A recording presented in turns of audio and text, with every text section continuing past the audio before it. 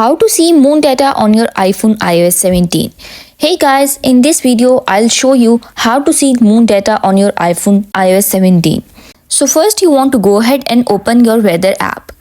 Simply swipe down and search weather over here and it will appear here. I'll just tap on the weather app. Once you're on the weather app, you want to go ahead and scroll down until you see moon data over here. And here it is. I'll just tap on it. Now it will bring up more information about the moon. For example, today is Saturday and 25th November. So as you can see, this is how the moon looks like. If you use your finger and swipe left or right, you will be able to see some animation and you will be able to see how the moon changes. So as you can see, there is no light on the moon at the moment, but if you move it to right, you will able to see light appear now. If you scroll down, you will see a calendar and you will see the different phases of the moon.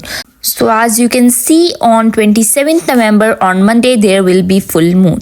This is how you check the moon data on your iPhone running iOS 17. Now, if you are new on this channel and you want to find out more about your iPhone or Android phones or any other social media app, don't forget to subscribe this channel. I hope you liked the video. If you have any question related to the video, please feel free to drop it in the comment section below. Thank you for watching this video.